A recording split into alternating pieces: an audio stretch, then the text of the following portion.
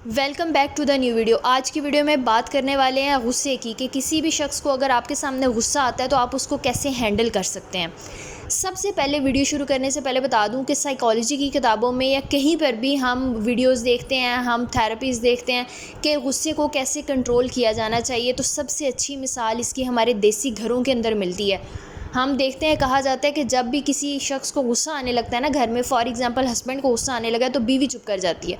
बीवी को गुस्सा आया तो वहाँ पे कुछ घर ऐसे हैं हस्बैंड चुप कर जाता है। तो ये छोटी छोटी एग्जांपल्स हैं जो देसी घरों में हमें मिलती हैं और ये कुल मिलाकर पूरा निचोड़ है इन टेक्निक्स का। तो हम देखते हैं कि कैसे ये टेक्निक्स काम करती हैं जो हमारे देसी घरों में भी अप्लाई होती हैं। Losing time, I'm fading fast. I just wanna make it last. Try to let go of the past. I close my eyes, embrace the blast. Sleepless nights and headache stack. सबसे पहले थोड़ा सा देख लेते हैं गुस्सा होता क्या है। गुस्सा बेसिकली 3 तरह का होता है। गुस्सा सिर्फ यही नहीं होता कि आपके ऊपर कोई चीख रहा है, चिल्ला रहा है, मार रहा है, कोई मोबाइल तोड़ रहा है, नहीं। ये आउटवर्ड अग्रेशन है, आउटवर्ड एंगर है। एक एंगर इनवर्ड होता है जिसमें आप खुद को ज़ख्मी करते हैं। आपको बात किसी और की बुरी लगी है लेकिन हम अपने आप को हार्म करते हैं, अपना बाजू काटते हैं, अपने सर को फोड़ते हैं, अपने पाँव को फोड़ते हैं, खुद को नुकसान करते हैं। तीसरा है कि डायरेक्टली नहीं गुस्से का इजहार करते, सार्केज़्म यूज़ करते हैं, तंज करने जो शुरू कर देते हैं। ये भी गुस्से का इजहार का एक तरीका है। तो 3 तरह से, 2 तरह डायरेक्टली हैं खुद को और दूसरों को हर्ट करना, तीसरा है इनडायरेक्टली हर्ट करने का तरीका। तो गुस्सा इन 3 तरह का होता है, 3 इकसाम का होता है। अब हम बात करते हैं इसको हम कंट्रोल कैसे कर सकते हैं। सबसे पहले गुस्से के नतीजे में स्टैंडर्ड तरीका है, ह्यूमंस का अमिगडाला 3 तरह से रिस्पॉन्ड करता है। या तो हम फ़ाइट करते हैं, या हम फ्रीज़ हो जाते हैं, या हम फ्ली करते हैं। फ़ाइट का मतलब है अगर किसी को गुस्सा आया हम आगे से उसके साथ लड़ाई करना शुरू कर देते हैं, हम आगे से उसके साथ वैसा ही बिहेवियर रखना शुरू कर देते हैं जैसा वो रखता है और उसके नतीजे में होता क्या है, बात और मज़ीद बढ़ जाती है।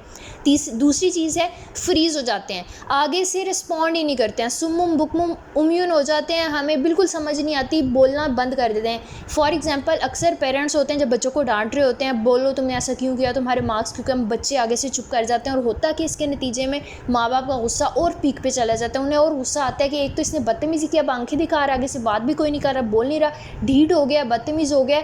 फ्रीज़ होने से भी अगले का गुस्सा एस्केलेट करता है और बढ़ जाता है। तीसरी चीज़ है फ्ली, सिचुएशन से डर के भाग जाना। जब हम भागते हैं तो भी क्या करता है, गुस्सा बढ़ जाता है। अगले शख्स को लगता है हाँ मैं सच पर ही हूँ, इसने मेरे साथ बदतमीज़ी की है, उस सिचुएशन में गया तो गुस्सा और बढ़ जाता है। गुस्से की जो मिकदार होती है वो इंक्रीज़ हो जाती है, गुस्से की जो मीनिंग होता है, जो वजह होती है, जो रीज़न होती है वो बदल जाती है। तो फिर आप उस शख्स से अगर 2 हफ्ते बाद भी मिलेंगे, पहले तो आप डरे हुए होते हैं, आप उससे आंखें मिलाने से कतराते हैं, मिल ही नहीं सकते। और अगर मिलते हैं तो उस शख्स को वहीं से वो दोबारा शुरू कर लेते हैं जहाँ उसने छोड़ा होता है, क्योंकि उसका गुस्सा कम नहीं हुआ होता।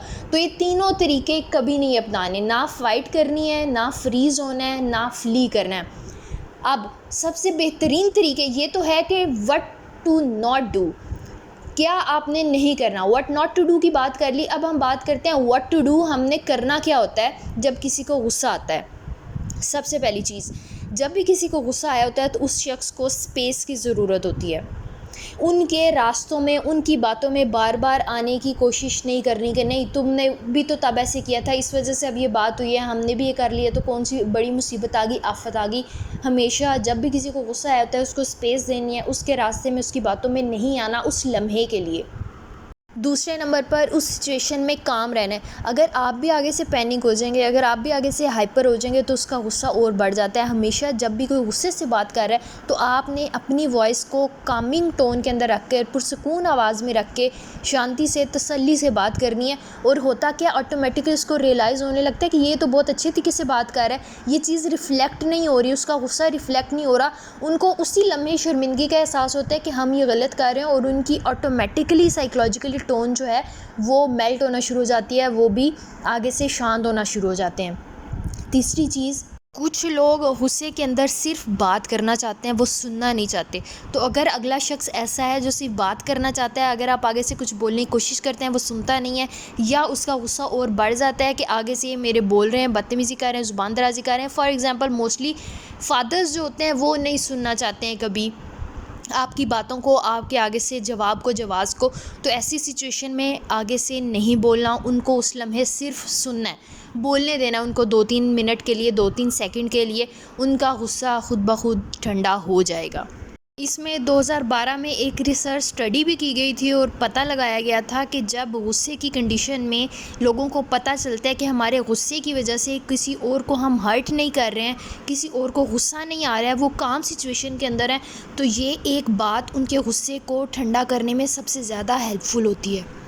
क्योंकि जब गुस्सा उतरता है तो गुस्से के बाद सबसे ज़्यादा दुख उसी शख्स को होता है जो कि गुस्सा करता है। उसे पता चलता है कि उसने जो किया है वो गलत किया है, आपके साथ बुरा हो गया है, और इसके नतीजे में वो मज़ीद गिल्ट में चले जाते हैं। या तो वैसा ही बिहेवियर वो बार बार रखना शुरू कर देते हैं, या फिर वो एक और गिल्ट ट्रिप के अंदर चले जाते हैं जहाँ पर वो किसी से मिलना जुलना, बात करना, लोगों के साथ कटना शुरू हो जाते हैं।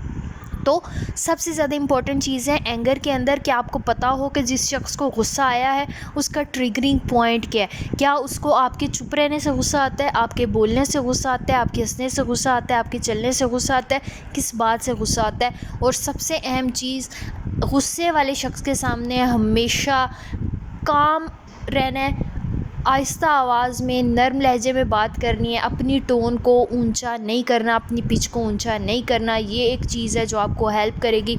इसके अलावा आप क्या कर सकते हैं, गुस्से वाले शख्स को आप पे नहीं आया, किसी और पे आया हुआ है, तो आप उस शख्स को डिस्ट्रैक्ट कर सकते हैं। जिस बात पे गुस्सा है, जिस सिचुएशन में वो खड़ा हुआ है, उससे दूर ले जाएं, डिस्ट्रैक्ट करना शुरू कर दें। खड़ा है तो बैठने का कहें, बैठा है तो उसे किसी और सिचुएशन में लेकर जाएं, पानी पिलाएं, काउंटिंग का कहें, किसी भी तरह से डिस्ट्रैक्ट करके उसके गुस्से को ठंडा करने की कोशिश करें। आई होप आज की वीडियो आप लोगों के लिए हेल्पफुल रही होगी। अगर वीडियो पसंद आई तो काइंडली इसको ज़रूर लाइक कीजिएगा, चैनल को शेयर और सब्सक्राइब कीजिएगा, ताकि ज़्यादा से ज़्यादा लोग हमारे साथ कनेक्ट कर सकें और हम एक हेल्दी सोसाइटी डेवलप करने में अपना रोल प्ले कर सकें। Thank you so much, take care, अल्लाह हाफिज़। Shafaq Parvez signing of.